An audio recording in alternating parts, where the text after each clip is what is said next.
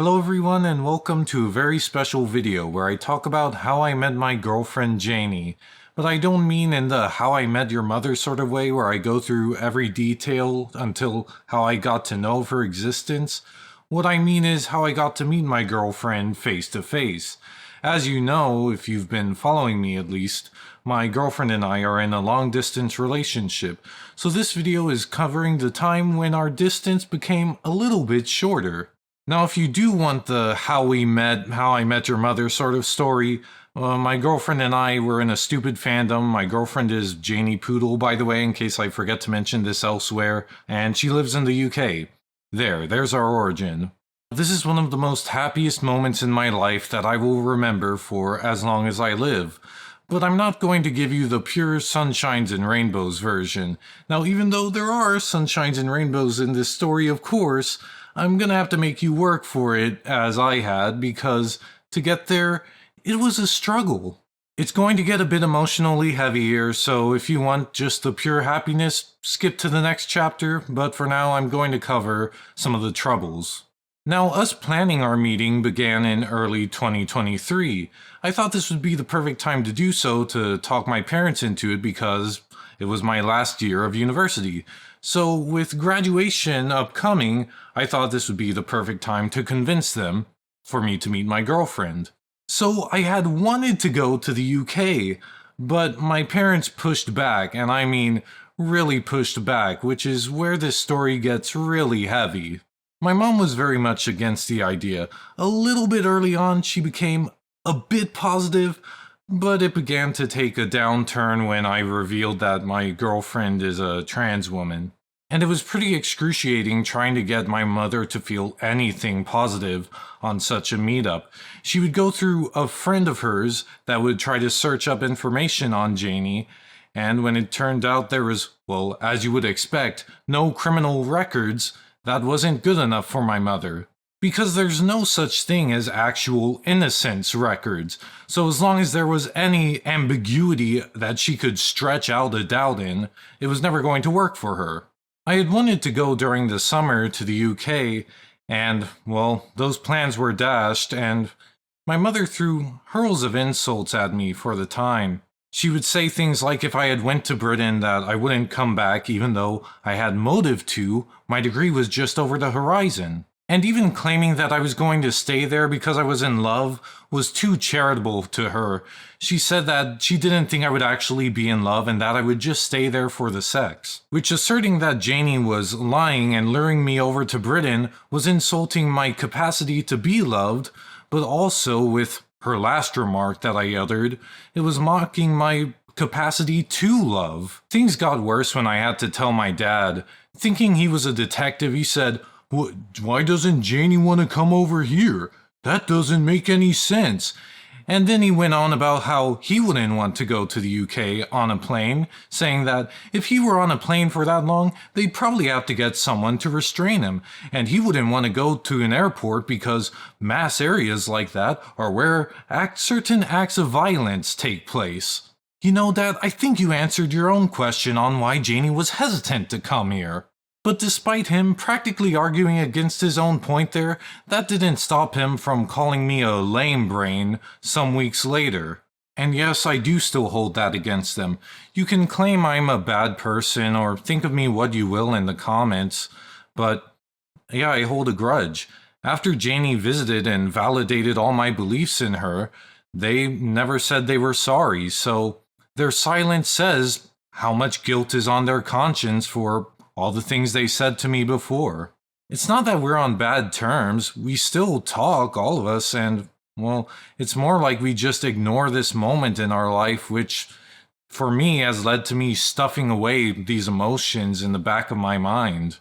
I'm sorry if I seem angry right now, but in telling the whole story of what happened, I have to say, well, what happened, that was bad, and, well, the emotions come out as much as they inflicted me when they happened. But don't worry, sorry for this little low end of the story. We're going to get a little bit more uplifting as, well, I realized going to Britain was a no-go, so I had to discuss Janie coming to Texas. And it was hard to work that out too. Texas and America as a whole has a global image of violence. So it wasn't easy for Janie to discuss her coming here either. In fact, she had discussed it with a friend what he thinks, and that killed her spirit for a while. Her friend said, "I think this is a bad idea, mate." But eventually she talked her grandma into coming with her, and she didn't want her grandma to be alone because, well, Janie was going to be hanging out with me most of the time. So she even got her cousin along. And I'm so proud of her. She was so productive getting these tickets in advance and getting through the ESAs, or whatever they are called, the travel permits for her family. Thank you so much. You were so productive. And this is around the time August. In fact, going over this, I'm surprised Janie had done so much that year. Thinking over it, I was surprised to realize that was a whole year for Janie. At the beginning of 2023, her grandpa died. And around August, around the time that we were discussing her coming over and getting the tickets, she moved house along with the rest of her family into one area, into one house. So to add coming to America on top of that, she was dealing with a lot that year.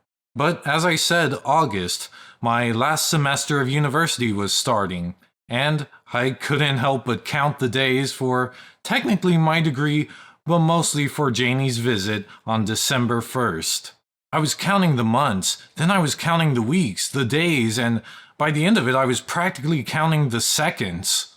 Looking back, it was such a special time in my life. The collision of events, my graduation, finally getting my bachelor's in film, and meeting the love of my life, all in 1 week. And even though I was on the uplift, it was still a bit of a rocky hill to climb up sometimes.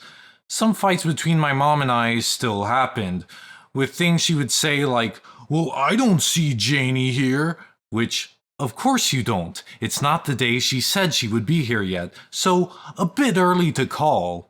But regardless, time went on until the big day, or rather the night before the big day. I was up at 4 a.m. and crisis struck. Turns out my girlfriend had sent her cousin's ESA in with some errors and it didn't correctly go through. So they had to sign one real quick and hopefully get it within an hour so they can get to the terminal. So I texted her back, "Oh, don't worry about it, so what's an extra day," and went back to sleep. Yeah, no way I said that. I was freaking out. I mean, I couldn't let her know that. I didn't want to pile all the stress on her. She was dealing with enough there already. But I could not close my eyes. I was wide awake texting her on second-by-second updates. And luckily, the ESA returned in time for them all to get on the plane and to meet the schedule as planned.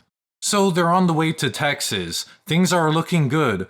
I wake up that morning, December 1st, and my mom's friend had said that he would pick up my girlfriend from the airport, but, well, turned out he was a bit flaky that day and couldn't.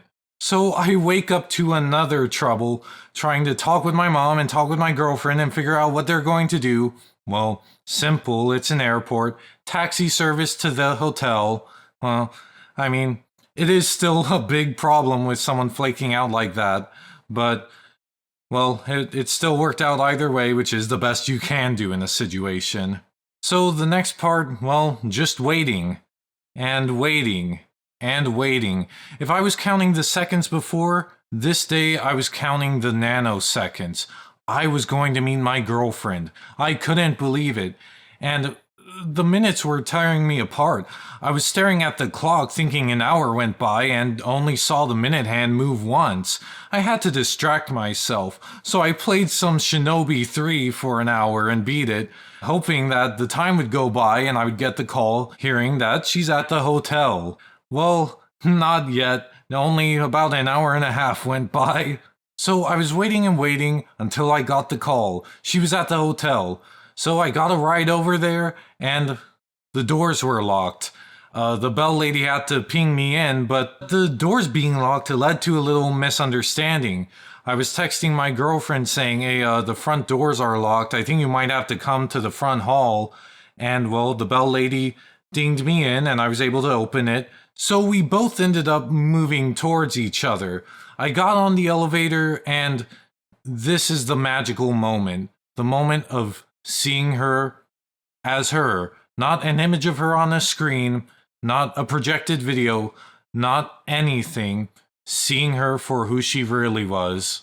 So I exit the elevator on the second floor. She's walking this way down the hall, and I'm going up, and she's turning the corner, and I see her, and I say, "Janie?" It was like time stood still. And then I feel a little awkward because her grandma comes around the corner too, and she hadn't come out to her yet, but who cares? It was a magical moment. Janie and I reflect on this moment so much the first time we saw each other. The happy little accident we got. We couldn't have too much suspense for each other between the door opening. We didn't know we would meet each other in the hall, so it ended up a happy little surprise where we were free of any suspense, just pure happiness. So I say hello to the grandma, the cousin. They give me some gifts. Janie gives me a plush grommet because Wallace and Gromit are a bit of our connection. One of the earliest things we did in our relationship is watching all the Wallace and Gromit movies together when COVID-19 started. And so back home, Janie and I go. It was around 8 or 9 o'clock, but, well, it's never a bad time to get dinner, so we got McDonald's. She did not like McDonald's as much here as it is over in the UK. But it didn't really matter. Early on, I think even before we left the hotel, I was holding Janie's hand. Janie was really shy, but I didn't want to wait too long. I probably should have specified this earlier, but Janie and I started talking around February 2020, so we met around 3 and 10 months later. So even though she was really shy, I held her hand practically all the way home because, well, I wanted to feel what it was like. I hadn't really gone on a date before, so, well, yeah, I guess graduation, meeting my girlfriend, being on my first date. Yeah, definitely a collision of boom moments. And so after we finished our meals, like how I didn't want to wait to hold my girlfriend's hand, I didn't want to wait too long to ask for my first kiss. Janie was too shy to. She was pretty happy that I asked first, and, well, it's a first kiss. I probably shouldn't spin too many platitudes about what everyone says about their first kiss. It was great. It was like feeling what love is in, 1 second. It was a first kiss. A first kiss between chicken nugget and Big Mac breath. So we went to bed snuggled, and that was day 1, or more accurately, 2 to 3 hours number 1, but whatever. Now for day 2. I'm not going to discuss this next topic in too much detail, but we're all adults here, or at least that's what my YouTube analytics say. You know what happens when a long-distance boyfriend and girlfriend meet. So of course I'm not going to go into the details, but I want to discuss queer sex on an emotional level because it's something that I wish I had known beforehand. Skip to the next chapter if you don't want to hear about this, by the way. And trying to figure out how to discuss this, I came upon terminologies I didn't really like saying our bodies aren't made to interact in this way, or designed to interact in this way, or intended. It made me realize how much of our language is, in terms of our bodies and, well, design, is geared towards creationalism, and if there is an intention, well, who could have intended that? This is kind of going into deeper post-structuralist analytics of this language, but it made me realize how hard it is to discuss this because a lot of the language is geared for, you can say heteronormative, but also was created under creationalist beliefs where stuff like made, designed, and I want to stray away from those words. I'm definitely not against the idea of God. In fact, I'm open to the belief of a higher being. I'm open to the belief of several higher beings even. So I'm not against religion, but discussing this topic, I found myself clunky around describing this because of the words that come more naturally to me, or people in general. So I guess that's my lengthy way to get to describing that our bodies aren't naturally intended to be compatible in that way. So when it was difficult for Janie and I to figure that stuff out, it damaged our self-esteem.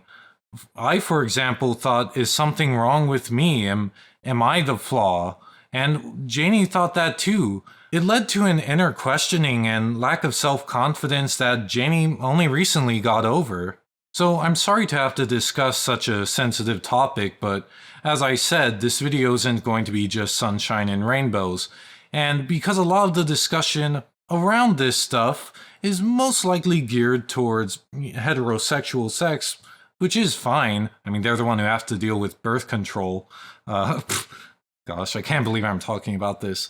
But so I wanted to say this here because I thought if anyone else is queer and watching this, I thought that this could help them and understand that it's not your fault, however you feel during it. And there's probably a lot of people, even heterosexuals, who struggle with their first time. So wherever you are, having confidence is of the utmost importance.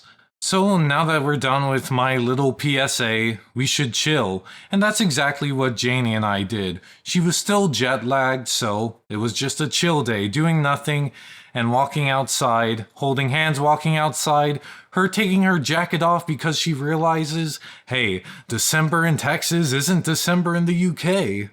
And we decided to hop over to the nearby corner store to grab a little Slurpee. Or, well, they're called Slurpee at certain corner stores. For me, I don't know why, I just like calling them frozen drink snacks. So we hopped over to the corner store to grab our frozen drink snacks, and there started another tradition. We did this almost every day. In fact, even on her second trip here, just earlier this year, we did the same thing. Hopping over to the little corner store was a comfort for us, and walking back with cold drink in hand and just talking. In fact, later that week, my mother called and we told her, oh, we're over to the corner store, and she offered, hey, you sure you don't want me to drive you over there? But it's a comfortable walk, who cares? And it's a lovely walk with each other, so hey, driving wouldn't be as fun. So of course we kept strolling over there and strolling back with our cold drinks, enjoying every time. Also that day she had a Texas staple, Whataburger, but maybe she wasn't used to American fast food because it wreaked havoc on her guts that day. But don't worry, as of her second trip, she loves Whataburger now. Day 3 started, and another important moment occurred, especially for my girlfriend. She reflects on this memory so often. She was shaving and she cut her face. I'm not used to using an analog shaver. I usually use electric. So I was scared to see her face bleeding. I had only known her for barely a whole day, so to see her face bloody, I got scared and concerned, and immediately got a wipey and wiped it off, and Janie broke down in tears. She had said that she had never felt so loved. She didn't know she could be this loved before, and understanding that she deserved this love that I give her. So I hold her crying in my arms, and well, I'm crying too. It was a lovely moment between us that cemented our relationship together. But that day wasn't going to be just hugging. There were still going to be a lot of hugs though, but we had a plan to do that day. We had thought to go to Six Flags and just walk around. We didn't know that we would need a ticket just to walk around and ride no rides. So we Ubered there and were told that we would need a ticket to actually walk through the park. I guess it's kind of a no-brainer, but I had never been there before. But regardless, it was still a nice time exploring the little area in front of there, and because Janie got to see some of the Mexican cultured little flyers and buildings, and some of the more mountainy areas around because they're usually plains in Britain. Like, they're usually flat, and she didn't see this kind of scenery over there. So, even though we didn't actually get to go in the park until her visit earlier this year, but at the time, even though we didn't get to go in the park, she still enjoyed the sights. But that wasn't enough for me. I didn't want to just go there just to huddle around one area on $25 of an Uber. So I realized that we were very close to a little shopping plaza. It's really no trouble to drive there at all, but as I said, I paid $25 Uber and I didn't want to pay for it again. I thought that we could have a nice walk there, and it was quite a walk. It was nice, but other people probably wouldn't think so. While Janie remembers the cut, or rather me hugging her after the cut, as one of her favorite moments, a standout moment for me is the walk. We're walking down the length of parking lot just to get to some sidewalk, following a map on my phone telling how to get to the shopping plaza.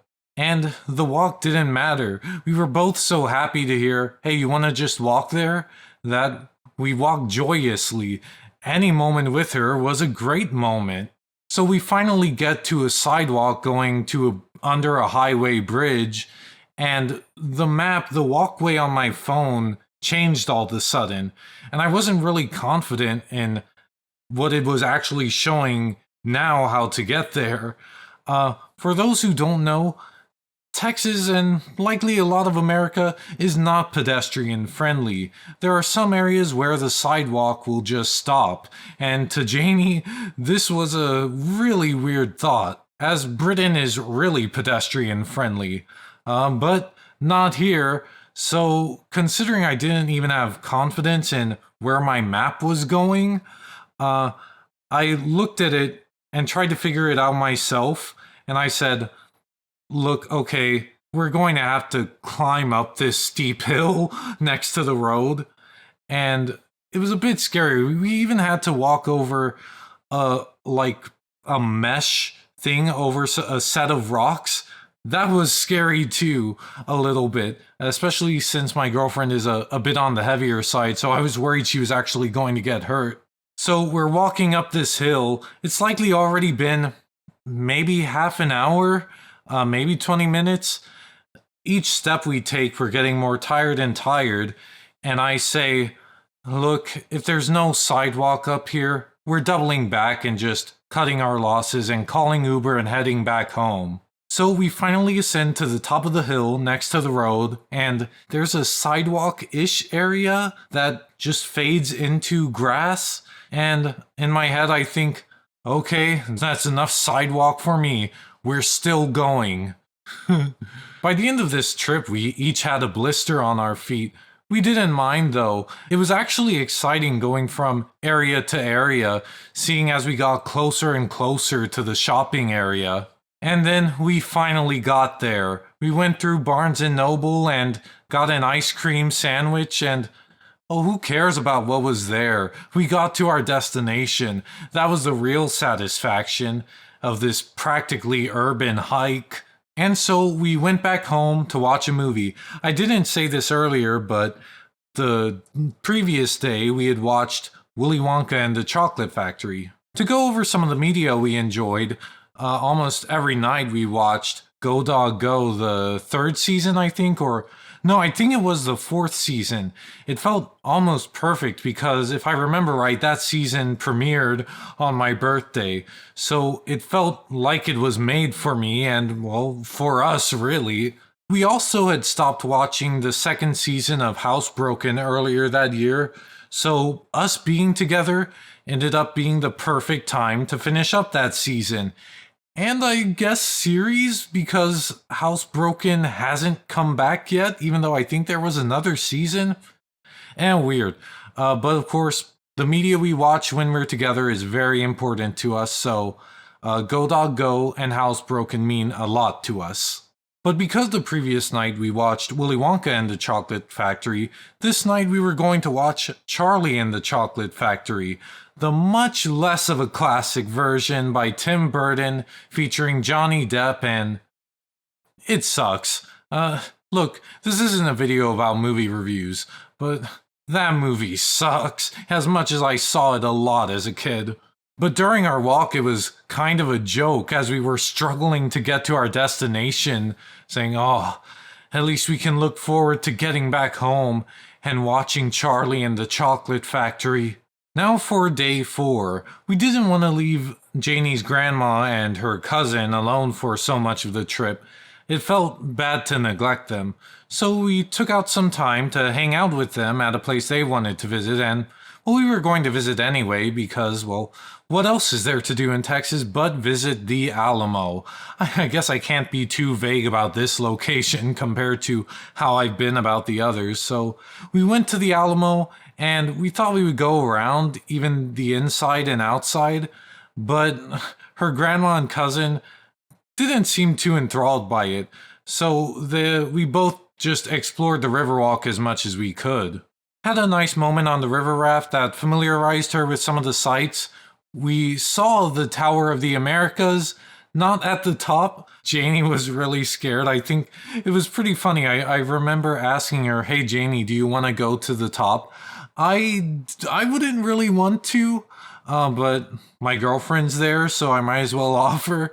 So I asked if she wanted to be miles and miles in the sky, and I remember her voice got a little shaky. She was scared just at the thought. She said no, which I was pretty happy about. I can't say I'm too crazy about heights either, and I especially don't blame her being having just been on a 9-hour flight. So we walked around for hours. I had thought her grandma was gonna call it quits way earlier because, well, older woman, but she had a lot of energy in her.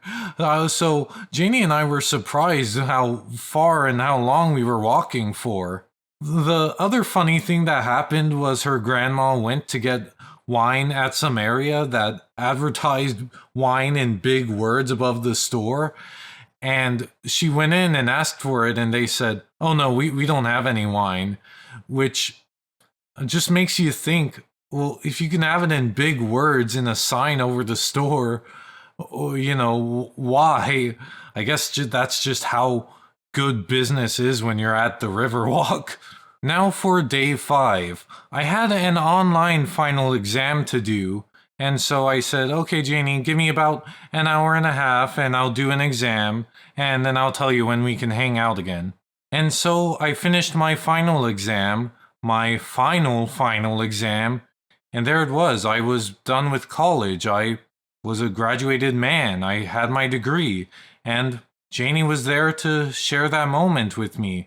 Of course, I hugged her and was really happy that she was there to see me pretty much finish university.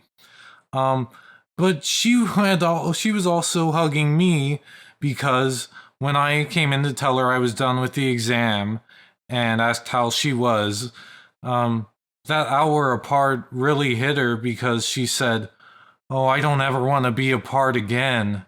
And so she hugged me in tears again, and I guess it was my time to learn that I deserve to be loved too.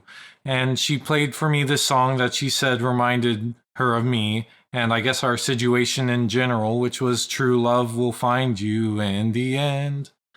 And gosh, seeing that thumbnail in my YouTube recommendations for days after was just a reminder of that nice moment with her. Speaking of learning that I deserved love, just feeling loved meant more than the world to me. She casually took pictures of me sometimes and videoed me without me knowing, and it just felt nice that just being around me, my casual existence was being valued every moment. I mean, just an epitome of what love is, being with someone who makes you feel valued. This was another chill day where we just sat and watched TV with our frozen drink snacks. Day 6 was also pretty chill. I got to expose her to some of my culture over here with Mexican food for dinner. I, and my mom ate at a Mexican restaurant. And just a reminder, she's from Britain, so she doesn't really get Mexican food over there. So I thought she was in love with me. She practically fell in love with her first authentic enchilada. And my mom, well, once again, this whole trip was in part to prove to my mom that my girlfriend is okay. So having her eat with my mom was a big moment. as was my mom offering to drive us around so we can see some neighborhood's Christmas lights. And so day 7, technically our last full day. It was a big one, the big date. Me, Janie, her grandma, and my mom, and of course her cousin. Looking back, it's crazy to think this whole week was like my first date, and I practically sped run relationships, my first kiss, and even the dreaded parents meeting each other. So we ate at this Italian place while the game awards were going on. We were both kind of happy. We said, dang, Jeff usually tricks us into watching his award shows, but not this time. But beyond the impact of a new Jet Set radio game being announced that same hour, an equally impactful moment happened at the table. I still wanted to go to Britain. Of course, it was my original plan, and I had to repay Janie the favor. So, to try to convince my mom, Janie, stirring up some courage in her shy heart, said, I think you should let Aaron come over. And tears were already running down her eyes by the time she finished that sentence. She practically had to choke out the words. But she did it, and I'm so happy that she did. I'm so proud of her to be able to overcome the intimidation that is my mother and just say, I think you should let Aaron come over. And she was crying in my arms by the end of her saying that. And it meant so much to me to just hold her crying like that. And for her to just let her emotion out in front of, both our parents. It's like we couldn't really talk about each other in this long distance relationship because, well, as you already heard some of my mother's reactions. So I loved her, but it was almost like a dirty secret to our family. So to be able to just open up emotionally like that was very releasing, and just to love each other in front of them like that.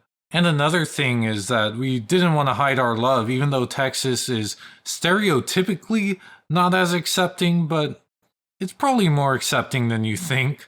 I'm not going to say it's perfect, but we held hands, we kissed in public, even though we are a queer couple. So that was another nice example about just how it felt to be open about our love. But it was the last day. Actually, by that time, it was the last night. I had to help her pack her things, and by the end of that last zip on her luggage, I felt like it was over. I mean, not like she's gonna unpack it all and stay again another week, so I just broke down and it was my turn to give some waterworks. So I hugged her and cried in her arms. I'm a bit of an anxious person that worries about things in advance, so while these emotions of her departure trickled a few times earlier, they really hit here when you can't turn back the days. Tomorrow she's going to be gone.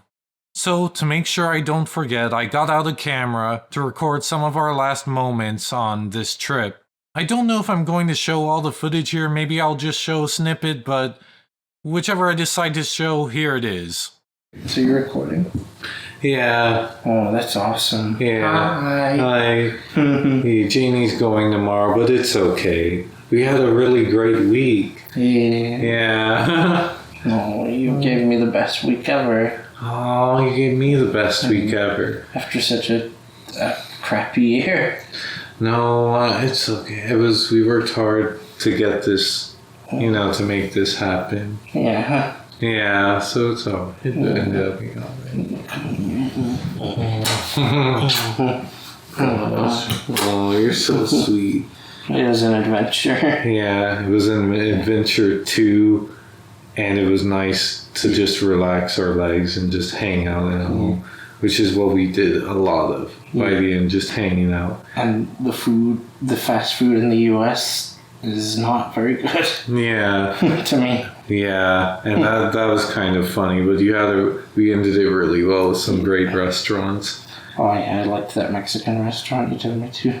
Yeah, and we're gonna do a lot more because It's going to be really great. We're going to keep seeing each other, and, this is the start of something great. The start of a big part of our relationship here. Yeah. I love you. I love you too. Is that all you wanted to say, Jamie? Oh, now it's all you wanted to say. Yeah. I'm not good with words. No, it's okay. Well, really, we'll just be pretty much watching this later. Yeah. Maybe next time. So, I guess we'll see each other later when after when we meet again, and even reflecting on this happily. Yeah, of course. It's okay. Thank you, baby. Yeah, it's okay. I love you. I love you too. And so, to close off the night and practically the trip, we watched The Big Bad Fox and Other Tales. Emphasis on Other Tales because it's an anthology movie. It's a really charmingly animated French movie that ends on a Christmas tale, so it was very timely there. Just a nice, cozy movie to watch and share with her. But we went to bed and shed a few more tears. I woke up in the middle of the night, and I've never been happier to do so. She woke up too, and that only made me even happier. We chatted a bit, but it didn't really matter what we were saying. It could be pling plong bloom blong, whatever. Just being in the presence of her and hearing her voice provided me enough happiness. Any more time I could spend with her was valuable.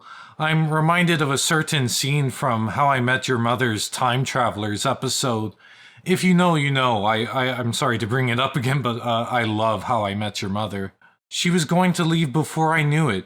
Every second with her was gold, and every minute with her was a diamond. But I couldn't fight time. Every second with her was valuable.